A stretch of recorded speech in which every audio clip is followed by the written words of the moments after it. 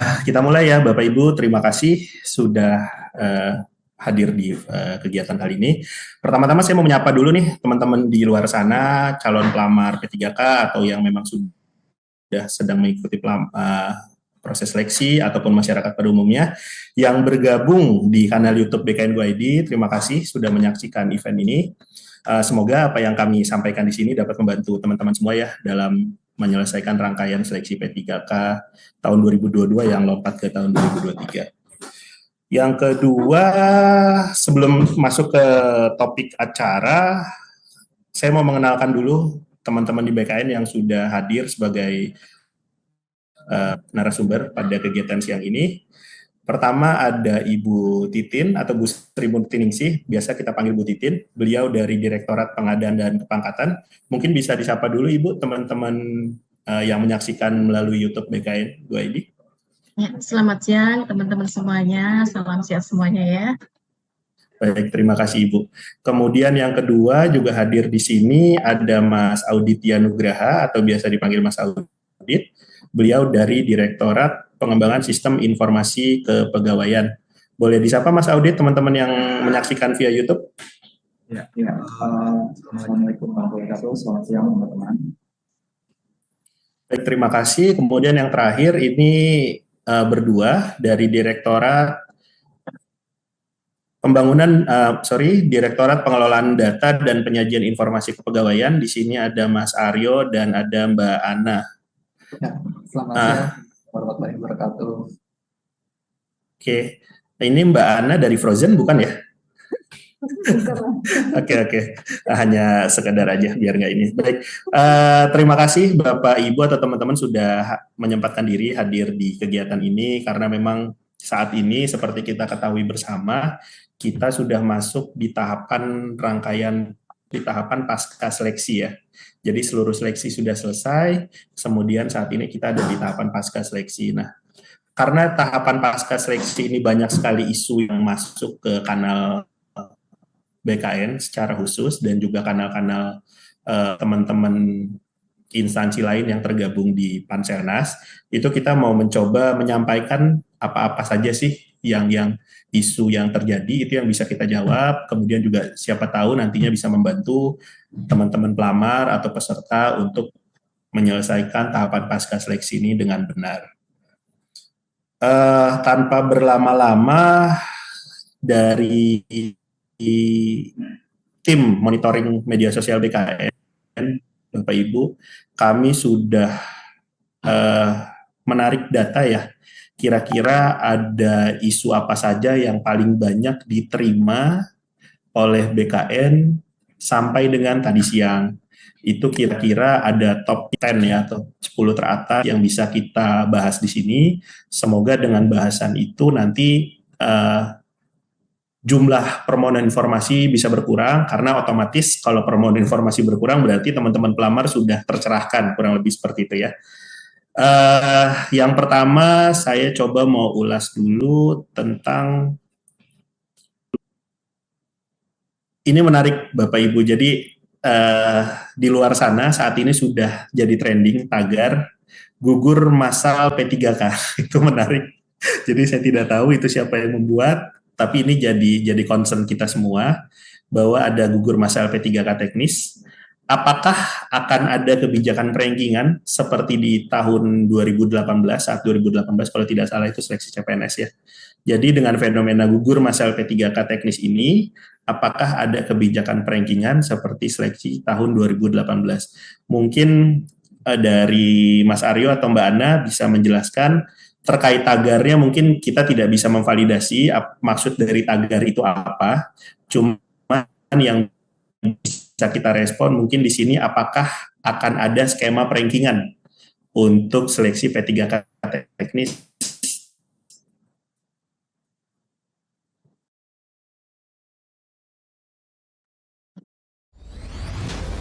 В этом выпуске победители первого этапа Гран-при JFC Pride стань звездой.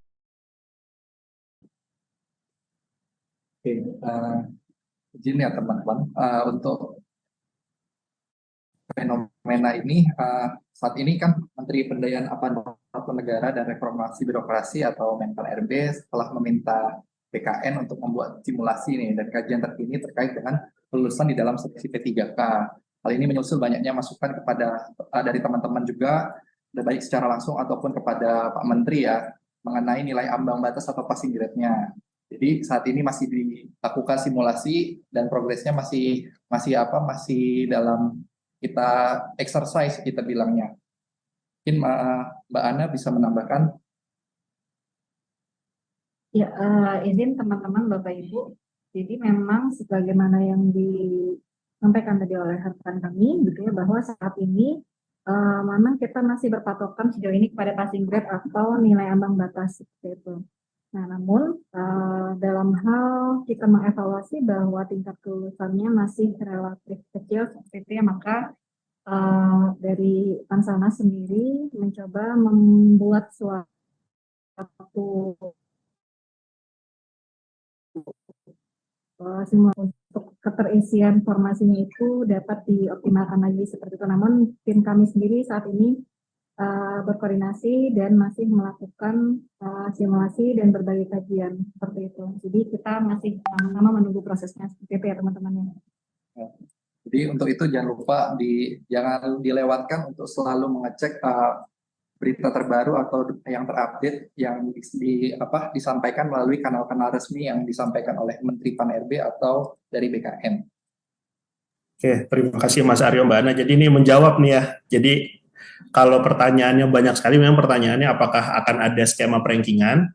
Jadi saya ulas lagi atau saya tekankan lagi, pasca kemarin Pak Menteri dan Kepala BKN menyampaikan pernyataan, mungkin ya teman-teman juga mungkin sudah pada melihat bahwa akan ada kebijakan yang merespons rendahnya tingkat kelulusan mungkin ya dari P3K teknis, cuman kebijakannya seperti apa, mohon doanya teman-teman di BKN saat ini sedang menyusun, sedang melakukan exercise tadi ya yang dibilang Mas Aryo, jadi semoga dalam waktu dekat hasilnya dapat kami sampaikan ke Panselnas, seperti itu.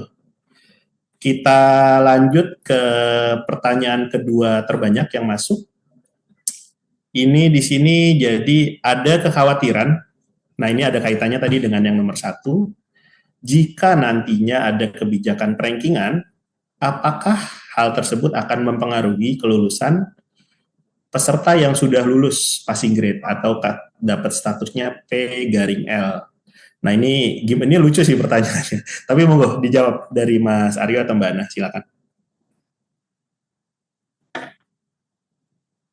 Ya, nah, izin lagi ya teman-teman ya. Jadi jika memang terjadi seperti itu ya penyesuaian, dalam hal ini penyesuaian nilai ambang batas atau passing grade, sebenarnya tidak perlu dikhawatirkan apakah nantinya yang dari sebelumnya berstatus telah lulus menjadi tidak lulus seperti itu, karena yang kita sesuaikan dalam hal ini adalah nilai ambang batasnya seperti itu. Jadi kalau bukan dari ada faktor yang lain gitu ya, jadi kalau hanya sekedar menyesuaikan nilai ambang batas, maka tentu saja hal ini tidak akan mengganggu kepada kelulusan yang sebelum dilakukan penyesuaian passing grade seperti itu Mas Berry.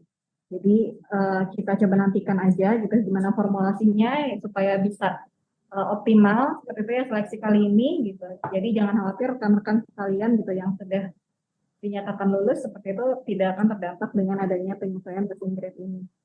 Gitu. Baik, terima kasih Mbak Ana. Mas Aryo mungkin mau nambahin?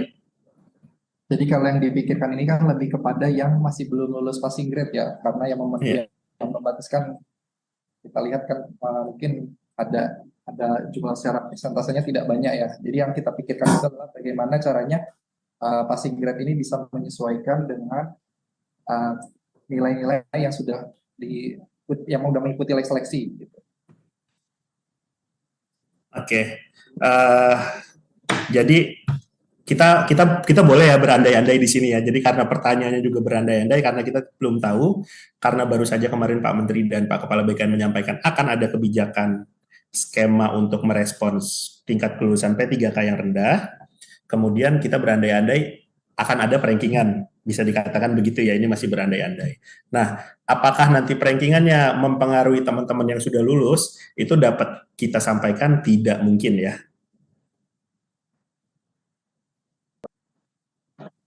Ya, dalam konteks kita menyesuaikan nilai ambang batas seperti itu ya Mas Dery. Karena memang masih berbasis nilai ambang batas ya, jadi tidak melihat rankingan secara umum. Rankingan. Ya, jadi kalau dari sisi data seperti itu ya, hal yang seperti itu tidak terjadi seperti itu Mas Dery. Karena ya harusnya kan yang kita lakukan selama ini adalah dalam pengolahan adalah kita menjaring dulu peserta-peserta yang memenuhi passing grade, baru kemudian dirankingkan seperti itu.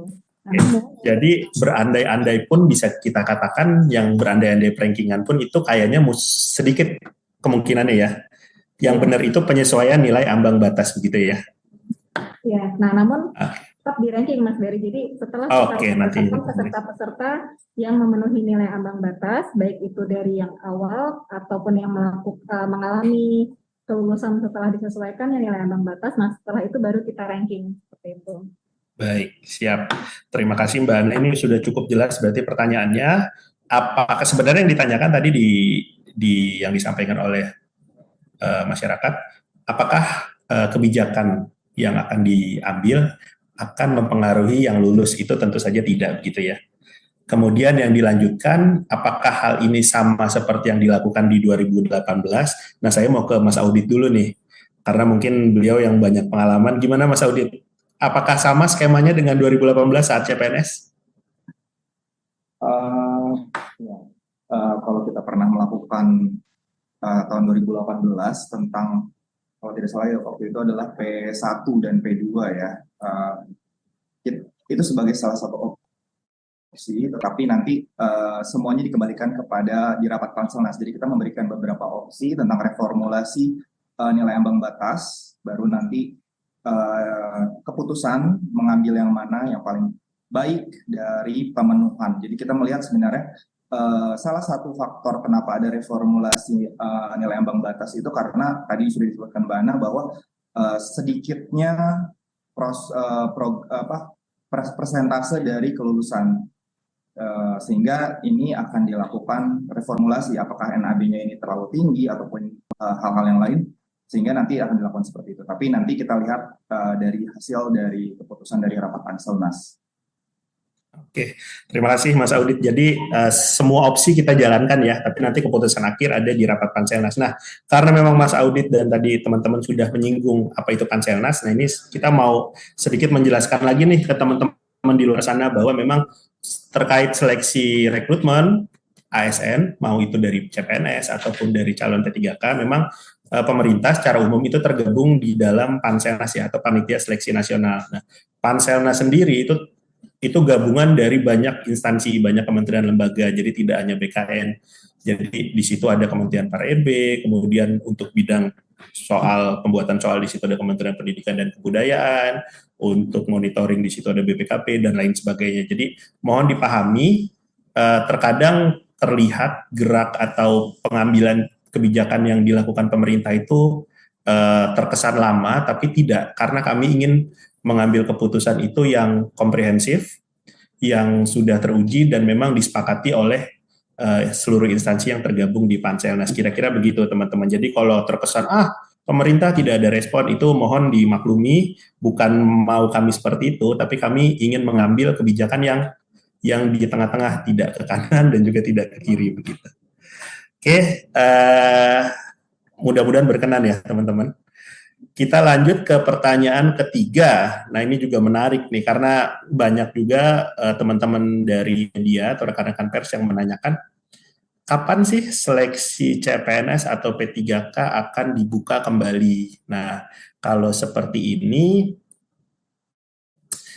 saya coba mengutip pernyataan Pak Menteri PAN-RB ya, pada tanggal 30 Januari 2023, saat itu beliau mengatakan bahwa tahun ini memang akan ada rekrutmen CASN, itu melingkupi seleksi calon pegawai negeri sipil secara selektif, jadi tidak seluruh formasi dibuka seperti tahun-tahun yang terdahulu, dan juga pegawai pemerintah dengan perjanjian kerja. Jadi di situ seleksi CASN-nya terdiri dari CPNS dan juga calon P3K. Terkait kapannya, nah ini kalau kita sampaikan sekarang, itu mohon maaf tidak bisa karena memang aturan atau turunan kebijakan yang memang sampai saat ini belum ada. Jadi mohon ditunggu saja begitu. Ini sudah bulan Mei, ya praktis tahun ini tersisa 7 bulan lagi. Semoga dalam waktu dekat ya teman-teman, begitu. Next, untuk pertanyaan selanjutnya, ini juga banyak. Untuk pertanyaan nomor 5, itu banyak di antara kami yang, ini berarti yang menanyakan teman-teman yang melamar formasi guru, Dapodik dan ijazah tidak linier, sehingga tidak bisa ikut seleksi. Nah, ini ada solusi nggak teman-teman? Jadi, Dapodik dan ijazah tidak linier, sehingga dampaknya banyak peserta yang tidak bisa ikut seleksi. Ada solusi mungkin di sini dari Mas Audit dulu. Ya, khusus untuk P3K guru, memang data itu bersumber pada data Dapodik dan database Kemendikbud. Jadi bukan hanya data Dapodik saja ya, tetapi ada database Kemendikbud untuk PPG dan lain-lain. Nah, tidak bisa ikut seleksi itu harus dilihat kenapanya, apakah tidak bisa mendaftar atau tidak bisa ikut seleksi. Sebenarnya semuanya sesuai dengan Permenpan 20/2022 ataupun dengan keputusan Menteri Dikbud itu, Ristekbud itu, semua peserta yang sudah lulus seleksi administrasi itu mengikuti seleksi. Tetapi untuk P1, prioritas 1, 2, dan 3 itu bukan menggunakan berbasis komputer yang seperti CAT atau UNBK itu, tapi hanya pelamar umum saja yang P4. Jadi selama yang bersangkutan itu masuk, bisa mendaftar dan seleksi administrasinya lolos, ikut seleksi kompetensi. Siap. Jadi apakah atau bagaimana kalau tidak bisa mendaftar, karena sumber muaranya adalah data, kita sudah terintegrasi dengan database dari Kemendikbud, maka apapun yang di data dari Kemendikbud valid, maka akan bisa langsung terdaftar di SRCAS. Oke, Mas Audit, terima kasih. Mungkin PDPIK mau menambahkan dari Mbak Ana atau Mas Aryo? Ya, izin rekan-rekan sekalian dan Mas Dedi, ini saya akan menyampaikan informasi tambahan ya terkait linearitas seperti itu ya dan Dapodik. Jadi Dapodik itu sendiri itu merupakan aplikasi yang memuat berbagai macam data dari data pokok pendidikan yang meliputi satuan pendidikan, peserta didik, data pendidiknya, dan tenaga pendidikan yang dapat diperbaharui secara daring oleh para operator seperti itu. Nah, aplikasi ini dikembangkan dan dikelola oleh Ditjen PAUD Pendidikan Dasar dan Menengah di Kemdikbuddikti seperti itu. Jadi sekali lagi Dapodik itu dikelola oleh Kementerian Pendidikan dan Kebudayaan seperti itu. Nah, kemudian dalam hal keterkaitannya dengan seleksi CSN ya. Jadi kita di sini melihat bahwa sebenarnya terkait Serdik sendiri itu telah diatur di Permendikbud nomor 16 tahun 2019 seperti itu ya. Nah, di dalam Permendikbud ini tidak diatur bahwa guru yang telah bersertifikat pendidik itu harus linear antara bidang studi serdiknya dengan kualifikasi akademik atau ijazahnya seperti itu. Namun yang wajib itu adalah linearitas antara mata pelajaran yang diampu dengan serdiknya ataupun mata pelajaran yang diampu dengan kualifikasi akademiknya atau ijazahnya. Gitu. Nah, dalam seleksi P3K guru sendiri pada tahun 2022 kemarin, itu linearitas serdik dengan mata pelajaran itu diatur dalam SE Ditjen GTK tentang linearitas seleksi P3K guru tahun 2022 nomor 4757-B-GT.01.01/2022 tentang kualifikasi akademik dan sertifikat pendidik dalam pendaftaran seleksi P3K untuk jabatan fungsional guru tahun 2022. Nah, jadi ini kemungkinan setiap tahun akan diatur secara berbeda seperti itu. Nah, kemudian menambahkan lagi sesuai dengan ketentuan umumnya di Permentan 20 tahun 2022 di pasal 7 ini bahwa pelamar atau peserta seleksi guru itu adalah seseorang yang memiliki sertifikat pendidik dan atau kualifikasi pendidikan dengan jenjang paling rendah sarjana atau diploma 4 yang sesuai dengan persyaratan. Jadi ini saling mendukung satu sama lain antara Permentan dan Ditjen GTK tentang linearitasnya seperti itu. Ya, kurang lebih seperti itu Mas Dery. Oke, Mbak Ana, Mas Audit, wah komprehensif sekali ya nih. Satu pertanyaan tapi breakdown-nya panjang. Jadi ini teman-teman yang menyampaikan pertanyaan tadi, semoga tercerahkan. Bagi yang masih penasaran, mudah-mudahan terjawab ya tadi dari sisi regulasi, tadi Mas Audit menyampaikan secara umum, kemudian teknis Gapodik tadi sudah Mbak Ana jelaskan seperti apa, kemudian aturannya pun seperti apa. Mudah-mudahan dari salah satu penjelasan tadi itu ada jawabannya. Seperti itu ya teman-teman. Kita lanjut ke pertanyaan berikutnya. Ini disampaikan juga lumayan banyak. Untuk pengisian, nah ini menarik nih, ini juga jadi hot topic, pengisian DRH atau daftar riwayat hidup P3K pada sistem SSC ASN, apakah ada perpanjangan waktu pengisian? Nah, kalau teman-teman pelamar yang sudah mengikuti Instagram atau media sosial BKN, kemudian juga sudah membaca berita mungkin dari media-media online itu pasti sudah tahu ya, kalau batas perpanjangan DRH ini resmi diperpanjang, bahkan tidak hanya DRH yang diperpanjang, rangkaian selanjutnya pun diperpanjang sampai tanggal 31 Mei. Kita sudah BKN sudah menyampaikan surat edaran kepada instansi atau PPK bahwa pengisian daerah dan rangkaian tahapan selanjutnya diperpanjang sampai 31 Mei. Mungkin dari Bu Titin ya, dari Direktorat Pengadaan, Ibu, ini yang jadi juga pertanyaan Bu, kalau pengisian daerah diperpanjang, otomatis kan tadi permohonan penyampaian pengusulan nomor induk itu juga ada dampaknya ya Bu ya, makanya itu juga diperpanjang. Nah ini kira-kira gimana Bu, ada respons tidak Bu? Ya, baik. Terima kasih Mas Ferry dan rekan-rekan semuanya. Karena memang ada perpanjangan terkait dengan penyesuaian jadwal pengisian DRH, maka berdampak pula pada usul pemberkasan penetapan NIP-nya. Artinya bahwa di dalam usul pemberkasan penetapan NIP itu pun menjadi diperpanjang juga, Mas. Artinya seperti itu. Shopee 55 bagi-bagi cuan. Promo puncak 5 Mei. Nonton Shopee Video total hadiah 2 miliar. Gratis. Baik Ibu, jadi sesuai memang surat yang tadi kita sampaikan ya Bu ya ke PPK, karena memang pengisian DRH diperpanjang, itu otomatis juga berdampak ke pengusulan NIP-nya ya. Dan memang sudah resmi sampai tanggal 31 Mei Bu ya. 31 Mei ya. Seperti 31 Mei. Surat yang baru udah keluar ya. Oke. Iya. Terima kasih. Nah, kaitannya dengan DRH ini juga Ibu.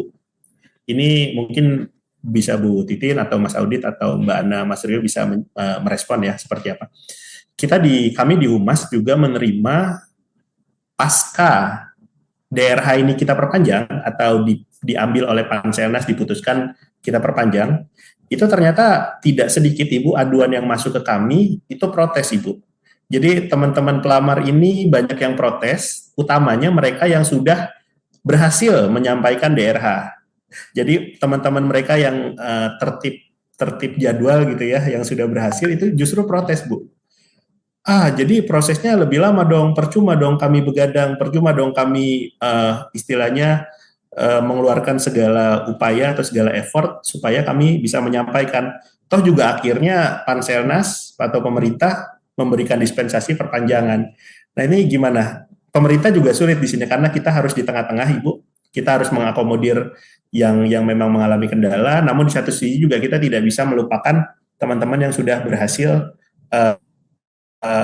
submit DRH. Nah itu apakah yang submit DRH juga ikut di rombongan yang memang belum berhasil atau bagaimana? Silakan ada respon teman-teman.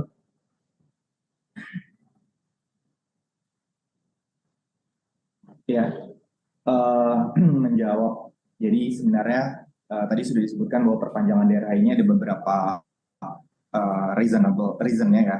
Pertama tadi sampai 3 Mei sampai tanggal 3 Mei itu baru 80%-an lah ya yang sudah submit.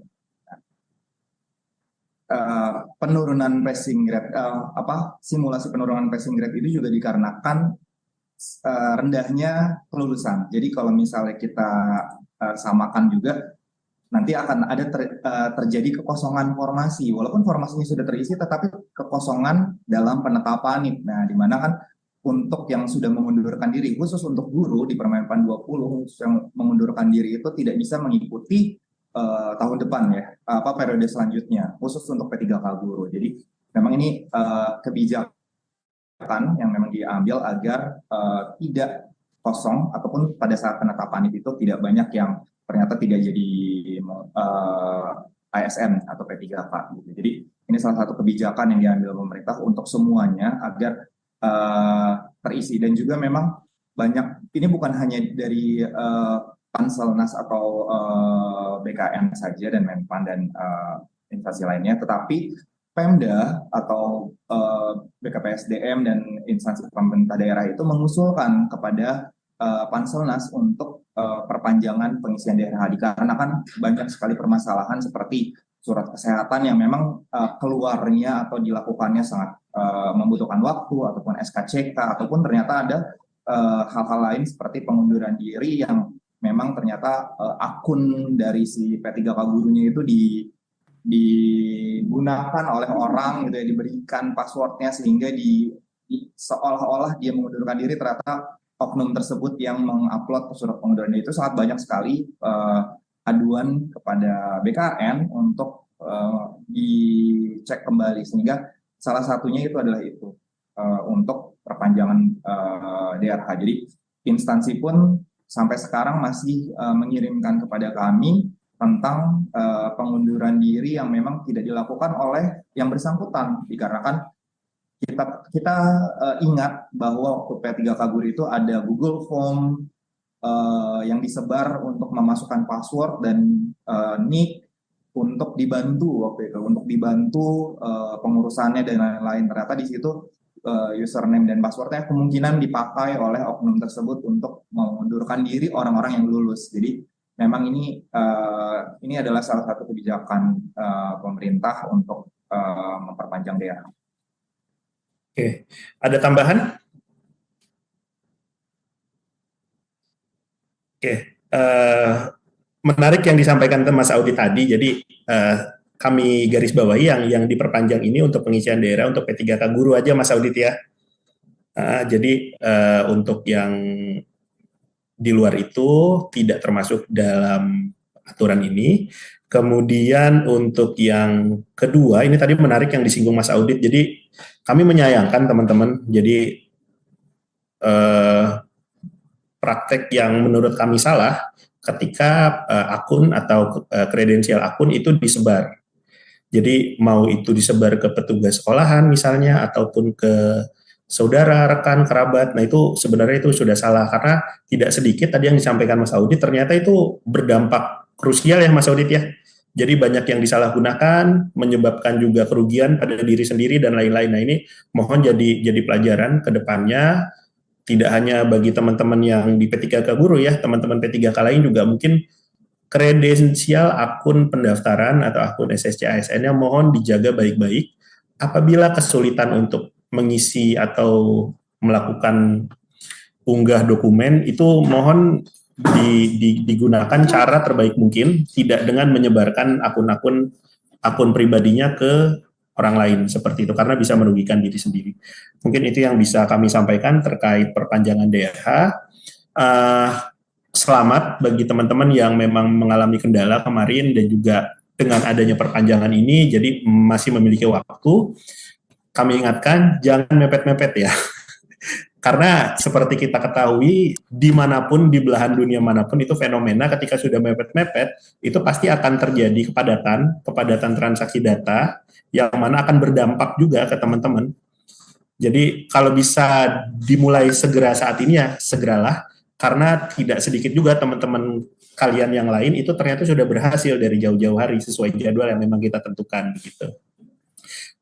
Kemudian juga teman-teman yang memang sudah berhasil, mohon juga bisa menyampaikan kiat-kiatnya mungkin ke teman-teman yang memang belum berhasil menyampaikan daerah kemarin, itu seperti apa sih? Kok bisa tertib jadwal gitu? Nah, itu juga menarik, mungkin bisa diskusi di media sosial, ataupun bisa membuat konten-konten sharing best practice dan lain-lain. Kira-kira itu. Kita ke next pertanyaan. Selanjutnya, nah ini juga menarik nih, mungkin lebih banyak exposure-nya ke Bu Titin dari Direktorat Pengadaan dan Kepangkatan, Bu. Jadi banyak, Bu, yang masuk ke kami, itu jadi masyarakat atau para pelamar itu mendengar banyak surat keterangan pengalaman kerja atau suket yang dikarbit. Nah ini saya nggak tahu maksudnya dikarbit apa, apakah dipalsukan, ataukah tanggalnya dimundurkan, dan lain-lain. Namun yang jelas surat pengalaman kerjanya tidak valid, begitu ya, bisa kita garis bawahi. Bagaimana cara BKN memverifikasinya, Ibu? Jadi kita bisa menyortir surat-surat keterangan itu palsu atau tidak, atau peran BKN di sini seperti apa? Monggo, Bu. Ya, baik Mas Ferry dan mungkin rekan-rekan semuanya. Perlu kami sampaikan terkait dengan surat pengalaman kerja. Surat pengalaman kerja itu sudah diatur ya, sudah diatur untuk teknis itu di Kemenpan 970, kemudian untuk yang tenaga kesehatan itu ada di 968, dan di situ ada minimal berapa pengalaman kerja. Itu yang pertama. Yang kedua terkait dengan hal tersebut, bahwa kewenangan di dalam memeriksa dokumen dan di dalam pelaksanaan seleksi itu kan ada seleksi administrasi, seleksi kompetensi, dan selanjutnya. Nah, di dalam kewenangan terkait hal tersebut masih dalam tahapan seleksi administrasi, artinya bahwa seleksi administrasi itu ada kewenangannya ada di ranah instansi. Jadi untuk pengalaman kerja tersebut tentunya pada saat seleksi administrasi ini instansi sudah memfilter ya, apakah surat keterangan kerja itu dikarbit atau asli atau tidak. Jadi ini kewenangan semuanya mutlak ada di ranah seleksi instansi. Jadi seleksi instansi sesuai dengan di dalam Permenpan 29 pun disebutkan di dalam pasal 20 di ayat 1 bahwa seleksi administrasi itu dilakukan untuk mencocokkan persyaratan administrasi dan kualifikasi dengan dokumen pelamaran. Sementara di ayat 2-nya di situ dicatatkan bahwa panitia seleksi administrasi instansi melakukan men-cross-check-kan data, dan itu dilakukan oleh panitia seleksi administrasi di instansi. Kemudian di Perban BKN nomor 1 tahun 2019 dan untuk Perban BKN nomor 18 tahun 2020 pasal 19 di situ disebutkan bahwa panitia seleksi instansi pengadaan P3K melaksanakan seleksi administrasi terhadap seluruh dokumen pelamaran yang diterima yang disampaikan oleh pelamar yang sudah melakukan registrasi. Kemudian di ayat 3-nya, pemeriksaan kelengkapan dokumen dilakukan sesuai dengan syarat yang sudah ditentukan. Jadi artinya bahwa untuk dokumen-dokumen pengalaman kerja itu ada di ranah panitia seleksi instansi. Jadi seperti itu, Mas Ferry. Oke, baik Bu Titin, terima kasih. Jadi kalau untuk urusan dokumen yang dikatakan jadi isu, sebenarnya itu Bu ya, isu juga kita tidak jelas seperti apa, yang bisa dikarbit, kita juga tidak tahu karbit itu apa. Nah itu semua ada di ranah kewenangannya saat tahapan seleksi administrasi, betul. Jadi ya, jadi itu memang ada di ranah kewenangan panitia lokal, bisa dikatakan begitu, panitia instansi Bu ya. Nah, jadi nanti yang menyortir panitia instansi. Gitu. Jadi BKN nanti mendapatkan atau usulan yang sudah memang diverifikasi dan validasi oleh panitia instansi, kurang lebih begitu ya, Bu? Betul. Oke, ya. Semoga menjawab ya teman-teman. Jadi jangan khawatir terkait dokumen-dokumen yang tidak valid, itu pasti akan tersortir dengan sendirinya karena memang pemerintah memprioritaskan akuntabilitas saat rekrutmen kapanpun atau khususnya tahun ini juga. Kita lanjut ke pertanyaan nomor 9 atau yang ke-9. Nah, ini menarik nih. Jadi ini memang di luar konteks Mas Audit, kemudian Mas Aryo, Mbak Ana, dan Bu Titin. Tapi tidak apa-apa karena ini juga cukup banyak. Ini kita menyinggung sedikit tentang pendataan non-ASN yang beberapa bulan lalu sudah dilakukan pemerintah. Pertanyaannya adalah, apakah data yang ada pada database pendataan non-ASN atau hasil pendataan yang terkumpul di database itu bisa digunakan untuk teman-teman atau tenaga non-ASN yang terdaftar di database itu, kemudian ke depan akan mendapatkan afirmasi pada seleksi P3K atau CPNS? Mungkin silakan ditanggapi. Ya, izin. Kalau untuk pendataan non-ASN yang kita lakukan sebelumnya, itu memang adalah beda konsep ya. Untuk menggrab berapa sih non-ASN di pemerintah, dan itu tidak semua karena ada batasan-batasannya ya, sedangkan ada jabatan-jabatan yang memang tidak dilakukan pemetaan, dan juga ada masa kerja ada filter tertentu, sehingga kalau kita mau menggrab semuanya nanti kalau misalnya dijadikan kebijakan, memang itu bisa menjadikan kebijakan, tapi kita akan lihat ke depannya seperti apa kebijakan yang diambil untuk data yang sudah ada.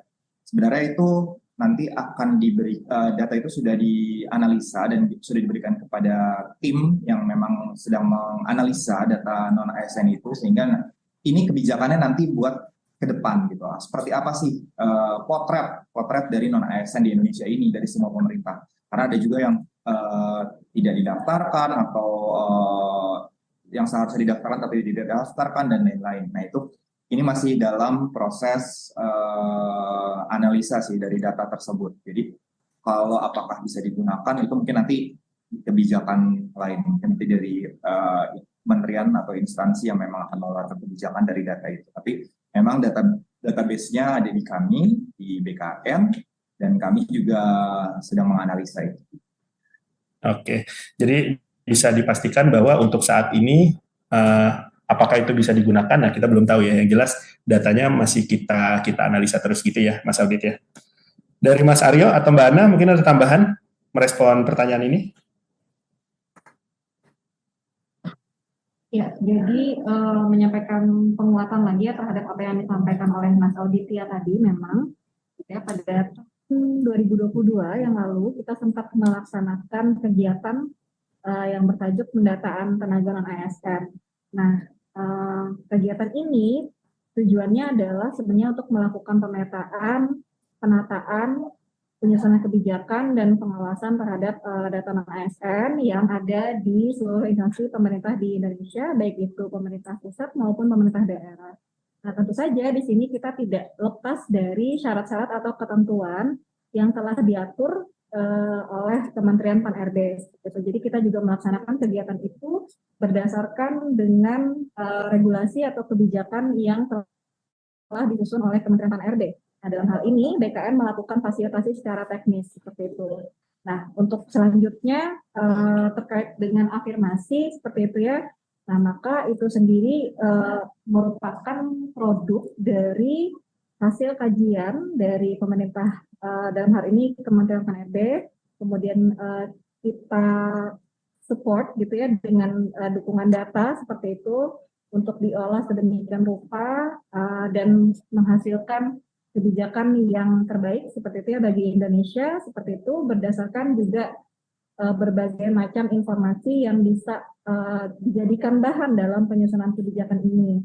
Nah, nantinya kita tunggu saja gitu ya hasil dari kajian dari pemerintah pusat ini seperti apa, seperti itu ya nanti kita tunggu saja launchingnya seperti itu.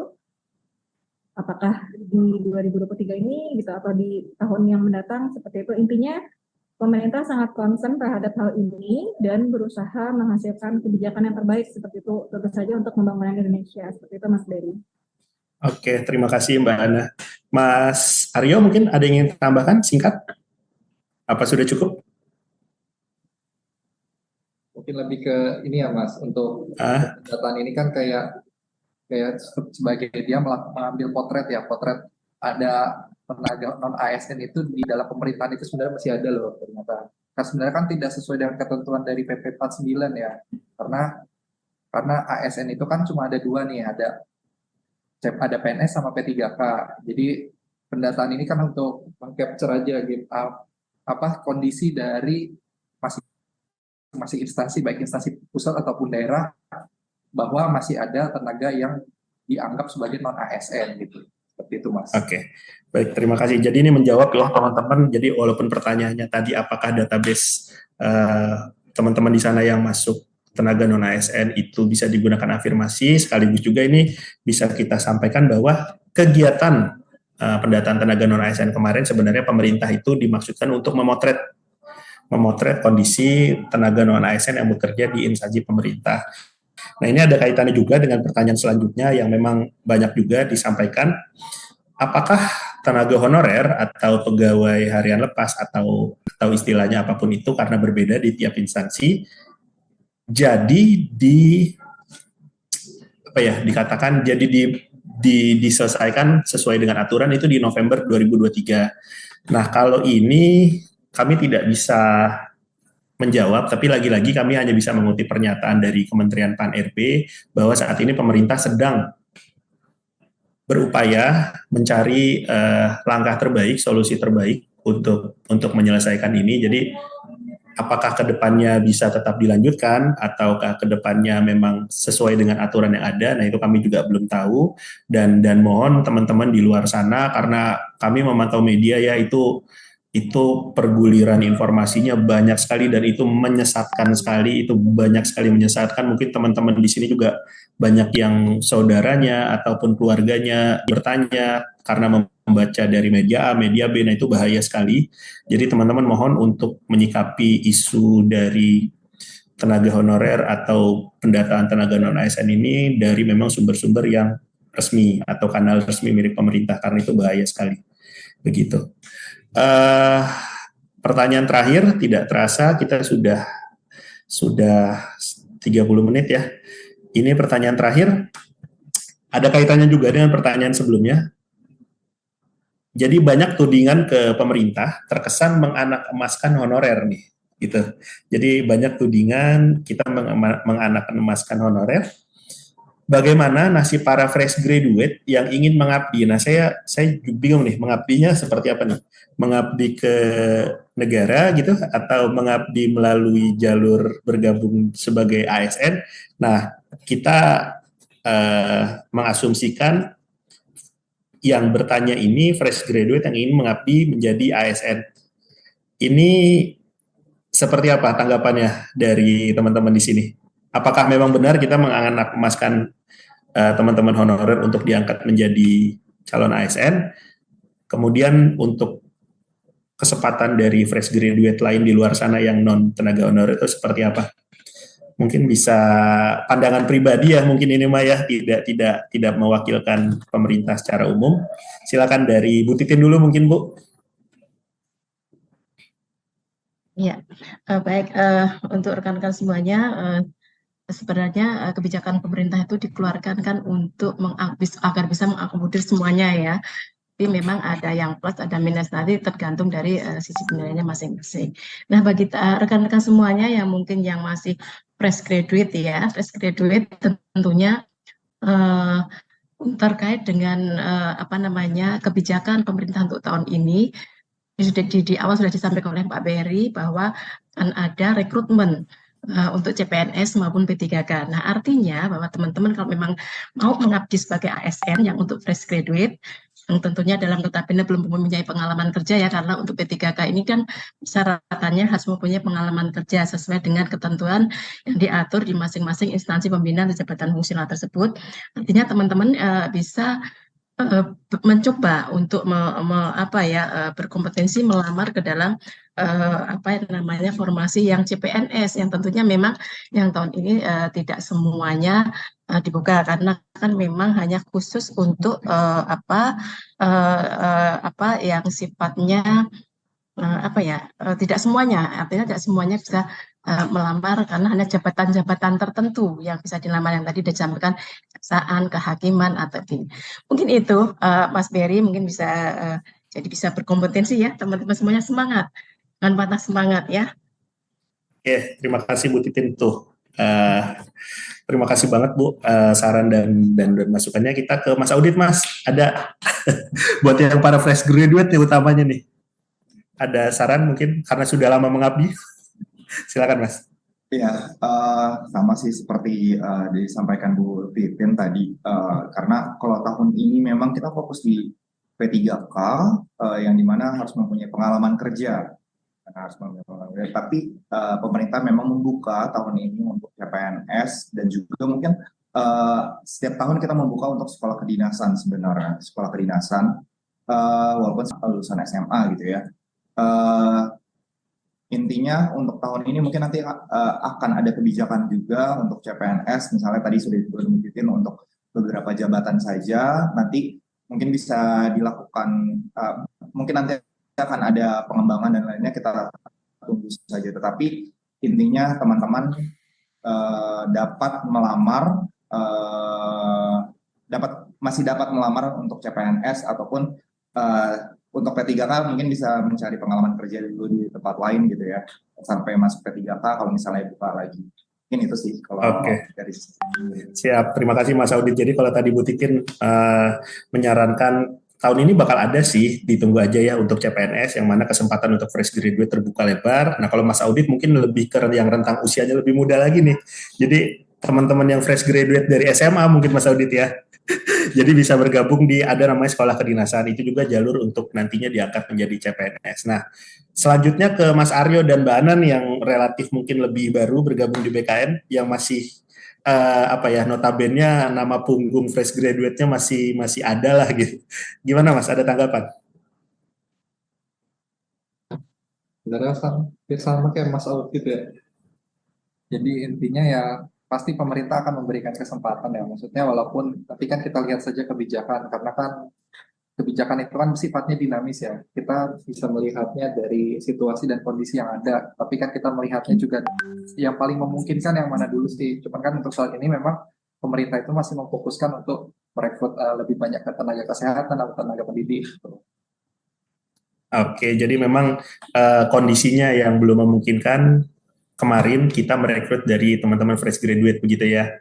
Jadi mohon dimaklumi. Terakhir Mbak Ana, ada respon Mbak Ana terkait fresh graduate dan mengemaskan tenaga honorer ini atau diksi tersebut? Saya juga bingung bacanya. Emang silakan Mbak Ana. Iya, pakai anak mas tuh apa juga kita bingung. Silakan Mbak Ana. Iya, jadi kita ya sebagai generasi yang lebih muda seperti itu ya. Jadi jangan patah semangat, masih banyak jalan menuju Roma gitu ya. Jadi kalau misalnya niatan kita adalah untuk mengabdi kepada bangsa dan negara Indonesia, itu tentu saja banyak sekali jalannya seperti itu ya. Jadi not only menjadi seorang ASN seperti itu ya, bahkan untuk berkarya untuk negeri saja pun di BUMN sendiri juga bisa sebenarnya gitu ya. Kalau kita bisa melihat peluang yang lebih besar lagi seperti itu ya. Jadi sebenarnya pemerintah sendiri itu tidak pernah membatasi seperti itu ya, bagi anak-anaknya untuk bisa berkontribusi terhadap pembangunan negara kita ini seperti itu. Tinggal kita saja melihat dan memutuskan gitu ya, kita mau berkecimpung di dunia yang atau bidang bisnis yang mana seperti itu. Dan waktu yang kita lewatkan gitu ya untuk menunggu kapan nih gitu saya bisa lulus dari ASN, itu sebenarnya kan merupakan pembelajaran bagi kita juga gitu. Apakah kita berusaha lebih keras gitu, atau misalnya kita mendapatkan pengalaman dalam hal kita menunggu sampai lulus, intinya udah ada yang 12 kali ikut nih gak lulus misalnya gitu kan, atau yang baru lulus tapi kok nggak ada gitu ya formasinya gitu. Jadi jangan patah semangat, masih banyak jalan untuk mengabdi kepada negeri gitu ya. Jadi jangan cuman kita hanya melihat menjadi ASN saja gitu, karena kalau kita melihat secara global gitu ya, sebagai negara berkembang sendiri, rasio ASN di Indonesia itu sebenarnya relatif lebih besar daripada negara berkembang yang lain gitu. Dan kalau misalnya terlalu besar seperti rasionya, kita juga jadi bingung apakah nanti seluruh rakyat Indonesia ini menjadi ASN seperti itu ya Mas Berry. Ya itu Repot juga ya ya itu kalau begitu. pikiran saya sendiri aja gitu ya. Jadi memang sebenarnya gini, pemerintah itu mempunyai formulasi ya terhadap berapa sih sebenarnya apa ya idealnya ASN itu secara jumlah dan secara kompetensi yang dapat mensupport gitu ya pilar pembangunan kita di Indonesia ini gitu ya. Pemerintah sudah mempunyai formulasi itu. Nah, namun kita tinggal menunggu saja nih gitu launching dari kebijakannya per tahunnya seperti apa gitu. Nah, namun pesan saya sendiri ya secara pribadi gitu ya, kita jangan berputus asa gitu ya. Banyak hal baik yang bisa kita lakukan gitu semasa kita menunggu kesempatan kita untuk menjadi ASN gitu. Pun pada akhirnya masih belum berkesempatan menjadi ASN juga tidak masalah seperti itu ya. Karena intinya tadi kan kita adalah untuk mengabdi kepada negara Indonesia seperti itu ya. Kita coba saja cari gitu, melewati apa? Apakah melewati BUMN kah, kepala kedinasan misalnya, atau misalnya mengembangkan negara dengan cara kita sekolah dulu di luar negeri nih gitu, kemudian kita apply beasiswa atau seperti apa, kemudian balik lagi untuk mengabdi seperti itu. Jadi jangan patah semangat dan ya kita buka aja wawasan luas-luas gitu ya untuk kita dapat mengabdi ke Indonesia seperti itu. Baik, terima kasih Mbak Ana, super banget nih, kelihatan masih fresh graduate ya Mas Audit ya. Jadi pikirannya masih cemerlang. Oke, Bapak Ibu, tidak kerasa ya, ini sudah hampir 1 jam kita di sini menjawab keluh kesah dari teman-teman di luar sana. Dan bagi teman-teman di luar sana yang saat ini memang sedang mengikuti tahapan akhir P3K ataupun ke depan ingin mencoba bergabung menjadi ASN, itu kami harap bisa terbantu dengan adanya diskusi siang ini. Nah, menutup diskusi kita siang ini, terakhir kita kembali lagi ke tema awal. Saya ingin pesan singkat dari masing-masing narasumber yang di sini, mungkin motivasi bisa ataupun pesan yang untuk menghindari apa ya, karena banyak sekali aduan-aduan tentang percobaan penipuan dan lain-lain, itu seperti apa, karena saat ini tahap pasca seleksi ini juga cukup krusial, banyak juga beredar SK-SK palsu dan lain-lain. Nah itu mungkin pesan singkatnya dari Bu Titin seperti apa Bu untuk teman-teman yang saat ini sedang ada di tahapan pasca seleksi, seperti apa? Silakan. Ya baik, mungkin untuk rekan-rekan semuanya kita berpikir positif ya, artinya bahwa di dalam pelaksanaan seleksi ini tentunya ada regulasi-regulasi yang mengatur, artinya bahwa semuanya tentunya semua pelaksanaan itu sesuai dengan regulasi-regulasi yang ada ya. Jadi tetap positif, semangat, artinya jangan patah semangat teman-teman, artinya bahwa semua dari Pansas maupun instansi berpedoman pada aturan-aturan yang berlaku, yang tentunya itu tidak diharapkan tidak menyimpang dari hal-hal yang diinginkan. Mungkin itu ya Mas. Oke, terima kasih Bu Titin. Jadi tetap semangat, tetap positif, dan juga percaya pada regulasi yang ada. Mas Audit, singkat aja Mas. Ya, mungkin kalau sekarang kita udah lewat tahapan, udah mulai teknis, sudah tinggal masa sanggah, tinggal pengumuman, guru tinggal isi DRH, nakes sudah tinggal penetapan nih. Nah, pada saat akhir-akhir yang seperti ini, mungkin ini harus lebih fokus di jangan sampai ada oknum, yang mungkin ada beberapa laporan masuk juga seperti tes kesehatan itu bayar sampai 4,5 juta waktu itu ada, ataupun bagi yang sudah lulus tetapi tidak mendapatkan informasi, ternyata disamperin sama oknum gitu ya, bahwa Anda mau lulus nggak, bayar aja, padahal dia sudah lulus nih. Nah, ini mungkin para peserta itu harus tetap memantau, memonitoring pada di website instansi, ataupun jika instansinya memang belum mengeluarkan pengumuman, bisa dipantau di website BKN, sehingga dia yang bersangkutan tahu, atau langsung login saja ke login SSCASN-nya, jadi tahu yang bersangkutan lulus atau enggak. Jadi jangan mendapatkan informasi dari kanal atau apapun informasi yang lain gitu, sehingga kita sudah tahu banget banyak yang memang dia sudah lulus tapi dimintain uang dan lain-lain. Jadi mungkin di sini lebih awareness dari peserta tentang data dirinya sendiri, ataupun informasi tentang tahapan lanjutan dari yang sudah dia lakukan. Itu aja sih. Oke, jadi intinya jangan males dan jangan menggampangkan semuanya, harus update informasi untuk terhindar dari percobaan-percobaan oknum yang memang tidak bertanggung jawab. Karena itu banyak sekali ya, Mas Audit ya. Jadi memang bahaya sekali. Kemudian dari Mas Aryo, singkat Mas, pesan-pesannya. Ya, pesannya tetap semangat.